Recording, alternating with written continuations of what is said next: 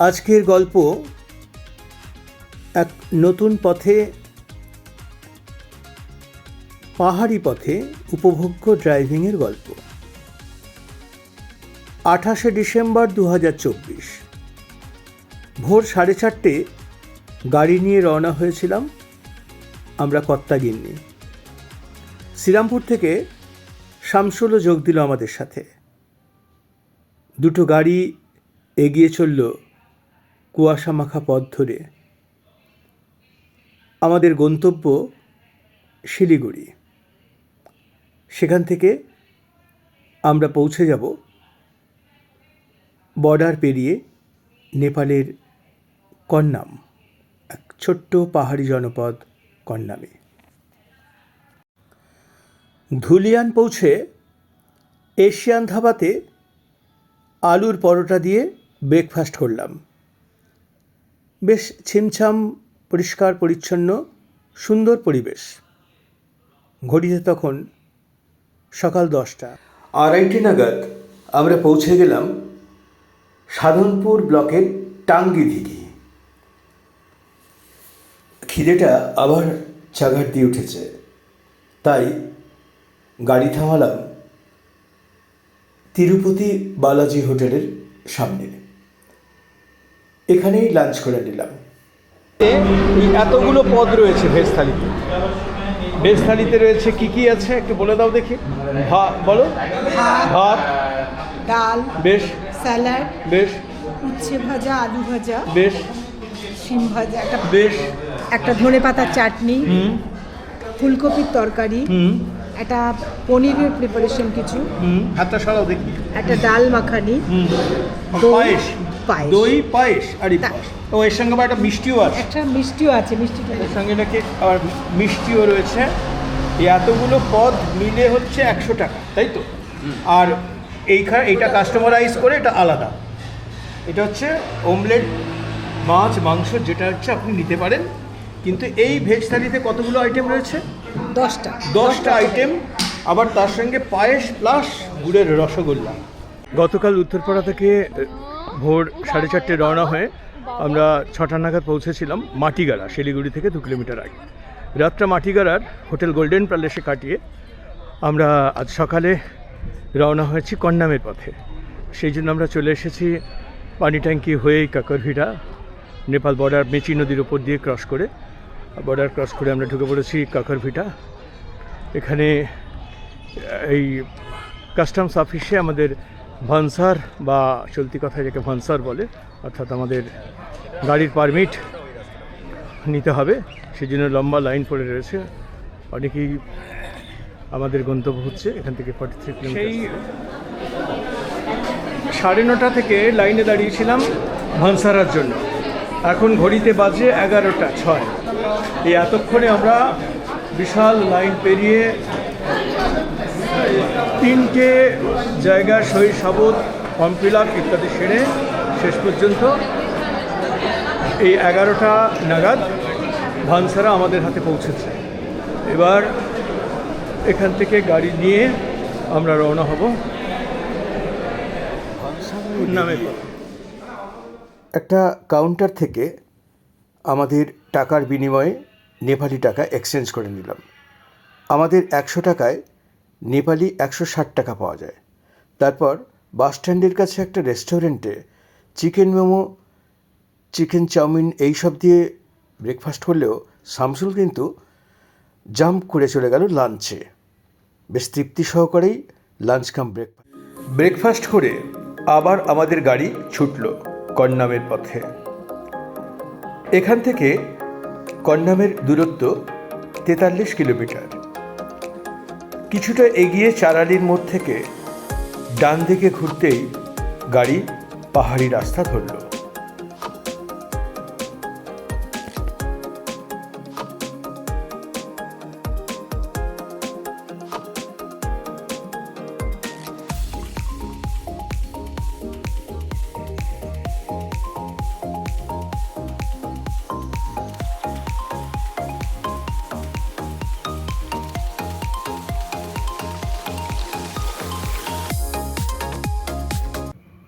ও হ্যাঁ, একটা কথা বলতেই ভুলে গেছি, নেপালে ঢোকার পর থেকে আমাদের মোবাইল আর কোনো কাজ করছে না। কারণ ইন্ডিয়ান সিম নেপালে চলে না, তাই গুগল বাবুর কাছ থেকেও আর সাহায্য পাওয়া যাবে না। সুতরাং স্থানীয় লোকজনই আমাদের ভরসা। কর্নাম পৌঁছানোর কিছুটা আগে সুন্দরের ডাকে সাড়া দিয়ে গাড়ি থামিয়ে নেমে পড়লাম। জায়গাটা ভারী সুন্দর, খুব সুন্দর জায়গাটা।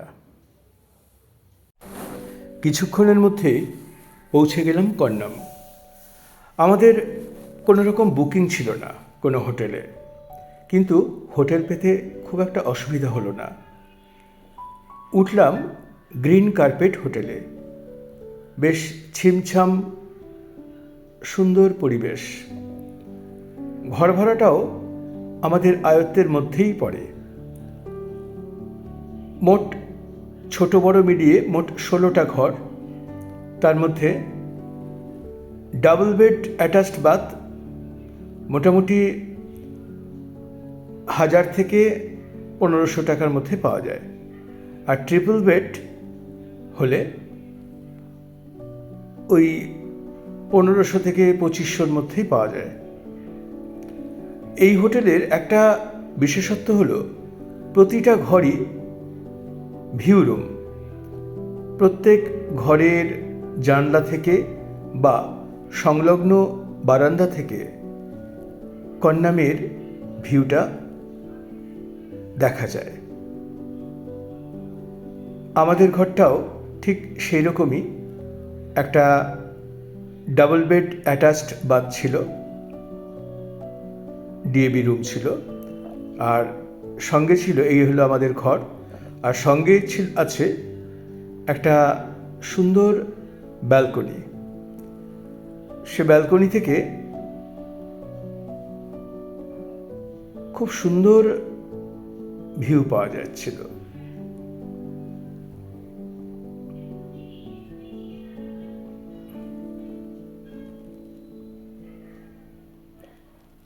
এই ব্যালকনি থেকে কাঁচের জানলার মধ্যে দিয়ে আমরা দেখতে পাচ্ছি কর্নামের সুন্দর একটা দৃশ্য।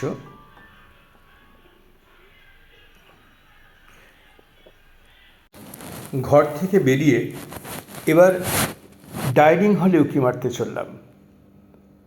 বেশ বড় ডাইনিং হল, অনেকজনের একসাথে খাবার ব্যবস্থা আছে। এ হলো এই হোটেলের ওনার রাজগিরি, সদা হাস্যময়। ওর কাছ থেকেই জানতে পারলাম যে হোটেলে মোট 15টা ঘর আছে, আর হোটেল রেট তো আগেই বলেছি। সে এই ডাইনিং হলের সঙ্গেই কিচেন, সেখানেই রান্না হয়। এরপর রাজ আমাকে ওদের অন্যান্য ভিউ রুমগুলো দেখাতে নিয়ে গেল। टूरिस्ट लोगों के लिए तो देखना चाहिए। अभी ये तो क्लीन नहीं किया है। अच्छा ठीक है, कोई बात नहीं। अच्छा, এই ঘরটা হচ্ছে ট্রিপল বেড, डबल बेड। ये कितना कितना करके है? ये 1000 आईसी भाई। 1000। चार आदमी बैठ सकता है। আচ্ছা আচ্ছা, এটা 1000 যেটা দেখলাম আমরা। আচ্ছা, এটাও তাই 1000। हाँ जी। আচ্ছা, প্রত্যেকটা ঘর থেকে একদম ভিউ রুম, প্রতিটা ঘর হচ্ছে একদম ভিউ রুম। পরদিন সকাল, হোটেল থেকে চেক আউট করে আমরা মেন রাস্তায় উঠে এলাম। এখানে মানে কর্নামে দুটো ভিউ পয়েন্ট আছে, একটা রাস্তার ধারে, আর সেখান থেকে মোটামুটি 500 মিটার দূরে আর একটা ভিউ পয়েন্ট আছে, সেটা অনেকটা উঁচুতে, সিঁড়ি ধরে উঠতে হয়। তা আমরা প্রথমে এলাম রাস্তার ধারের এই ভিউ পয়েন্টে। এখান থেকে চারপাশের ভিউটা বেশ ভালোই দেখা যায়। আজ কর্নামে ঠান্ডাটাও বেশ পড়েছে, রাতের দিকে প্রায় 3-4 ডিগ্রিতে নেমে গিয়েছিল। বেশ প্রথম ভিউ পয়েন্টে দাঁড়িয়ে কর্নামের সৌন্দর্য উপভোগ করলাম খানিকক্ষণ। তারপর সেখান থেকে আমরা চললাম দ্বিতীয় ভিউ পয়েন্টের।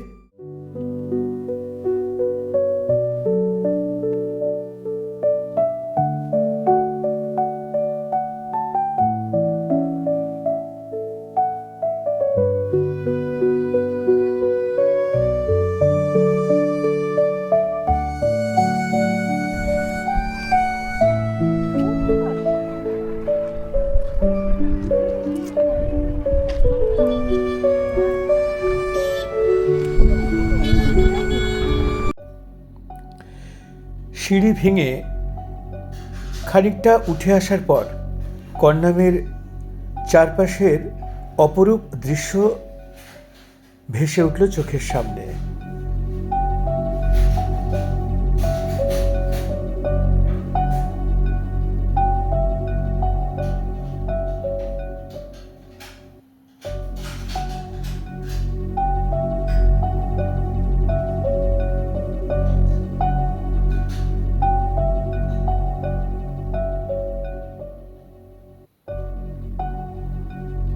কিছুক্ষণের মধ্যেই উঠে এলাম ভিউ পয়েন্টে। এখান থেকে চারপাশের দৃশ্য একদম 360 অ্যাঙ্গেলে দেখতে পাওয়া যায়।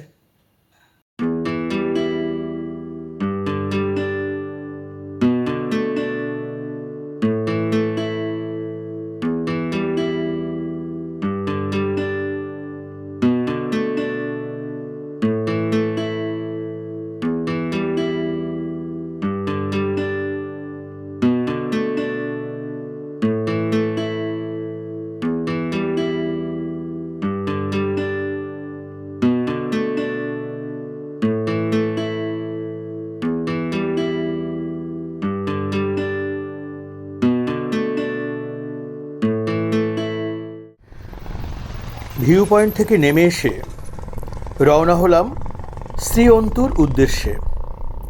কন্যাম থেকে শ্রীঅন্তুর দূরত্ব 19 কিলোমিটার।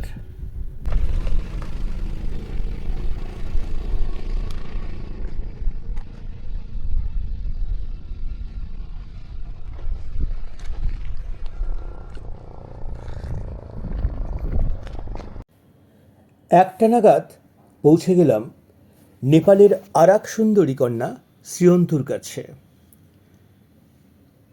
দৃশ্যপটের বেশ পরিবর্তন ঘটেছে। কন্যামের সেই সাজানো গোছানো ভাবটা শ্রীঅন্তুতে নেই। প্রকৃতি এখানে আরও অনেক আদিম। শ্রীঅন্তুতে হোটেলগুলোর অবস্থান দুরকম। লোয়ার অন্তুতে অন্তু লেকের কাছে পাহাড়ের খাঁজে খাঁজে বেশ কিছু হোমস্টে আর হোটেল গড়ে উঠেছে। আর কিছু হোটেল আছে আপার অন্তু, অর্থাৎ অন্তুধারার কাছে। আমরা ওপরেই উঠে এলাম। জায়গাটা বেশ খোলামেলা। আমাদের আজকের রাতের ঠিকানা হলো হোটেল ফ্যাফুল্লা। এই ফ্যাফুল্লা হোটেল দেখা যাচ্ছে। গাড়িটাও আমার গাড়িও পার্ক করা আছে। এখানেও আমাদের আগে থেকে কোনো বুকিং ছিল না। বুকিং পর্ব মিটে যাওয়ার পর হোটেলের মালিক রাজগুরুং উষ্ণ অভ্যর্থনা নিয়ে এগিয়ে এলেন। শ্রীঅন্তু আর তার হোটেল সম্পর্কে বেশ সুন্দর সুন্দর কথা বললেন। পূর্ব নেপালের ইলম জেলার সূর্যোদয় পৌরসভার অধীনে এই শ্রীঅন্তু। উচ্চতা মোটামুটি 5,500 থেকে 6,000 ফুটের মতো।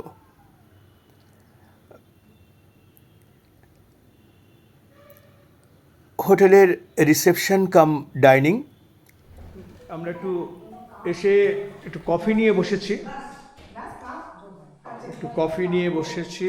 আমরা এই হাতে কফির কাপ ধরিয়ে দিয়েছে।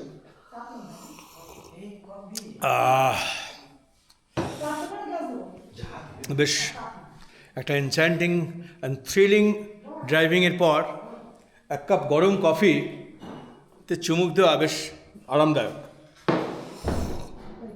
শামসুলও অপেক্ষা করছে কফি পাওয়ার জন্য।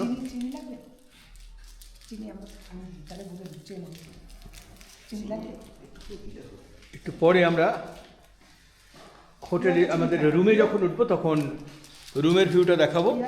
এখন আপাতত আর রুমে উঠছি না, আমরা রুমে ঢুকছি না এখন। এখান থেকে এই 1 কাপ কফি খেয়ে আমরা রওনা হব আর একটু উঁচুতে অন্তুদারার পথে। অন্তুদারা থেকে ভিউটা দেখে আমরা আবার ফিরে এসে হোটেলে ফিরে আসবো, এসে ঘরে ঢুকবো, তখন আমরা রুমটা কেমন সেটা দেখিয়ে দেবো। আমরা শ্রীয়ন্তু পৌঁছে হোটেলে ঢুকে মালপত্র রেখে 1 কাপ করে কফি খেয়ে বেরিয়ে পড়লাম। গাড়ি নিয়ে জাস্ট 2 থেকে 3 মিনিটের মধ্যেই উঠে এলাম শ্রীয়ন্তুর সবচেয়ে উঁচু জায়গা অন্তুদারা। বেশ সুন্দর জায়গাটা, একটা প্লেগ্রাউন্ড রয়েছে, ফুটবল খেলার মাঠ, আর তাকে ঘিরে রয়েছে পাইন গাছের জঙ্গল।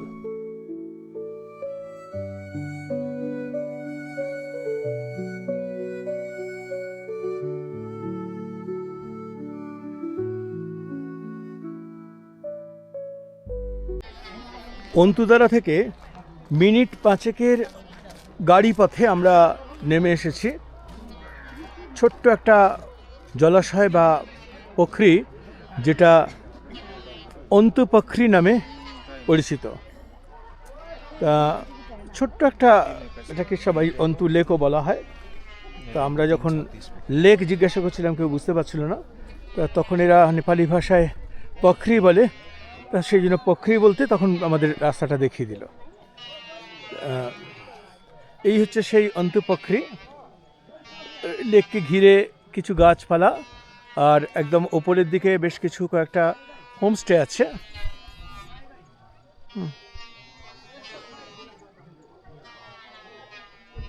এই হোমস্টেগুলো রয়েছে, একটু জুম করে দেখা যায়। এই যে হোমস্টেগুলো, এই হোমস্টেগুলো রয়েছে এখানে।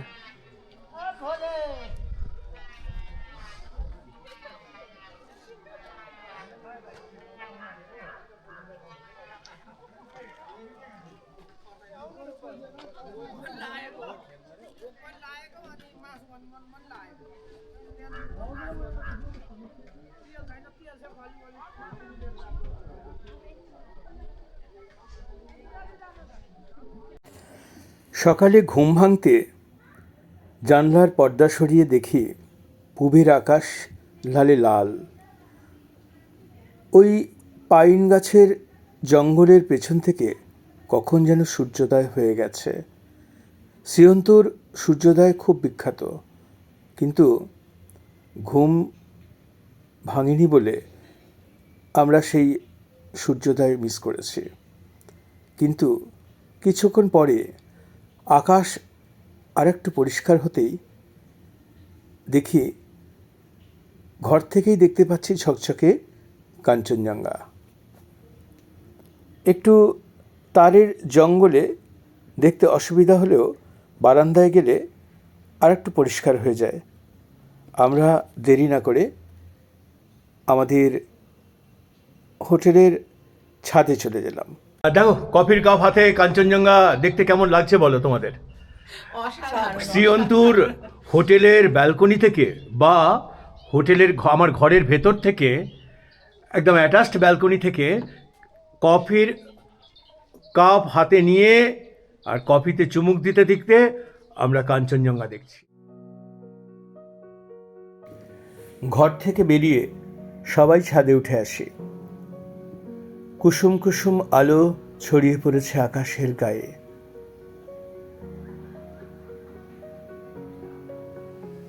এক অদ্ভুত অনুভূতি। ভোরের শ্রীয়ন্তুকে দুচোখ ভরে দেখছি, আর আমাদের বহু প্রতীক্ষিত প্রত্যাশায় বাস্তবের ছোঁয়া লাগিয়ে কাঞ্চনজঙ্ঘা রেঞ্জ স্পষ্ট থেকে স্পষ্টতর হচ্ছে। দুচোখ ভরে দেখছি রাজার মুকুটে প্রভাতে সূর্যের স্নেহসিক্ত চুম্বন। আমাদের বাকরুদ্ধ উচ্ছ্বাসের কাছে সময় যেন থমকে দাঁড়িয়েছে।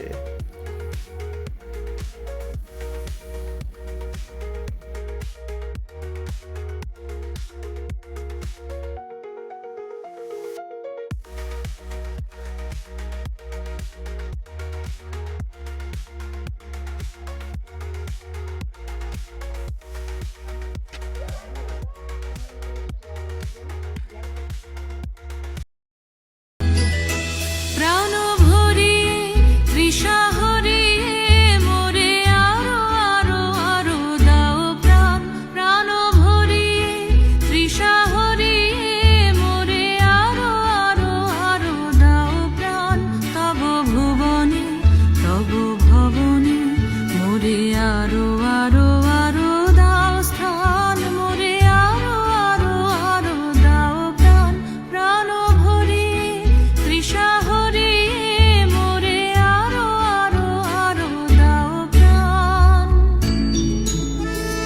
কাঞ্চনজঙ্ঘাকে সাক্ষী রেখে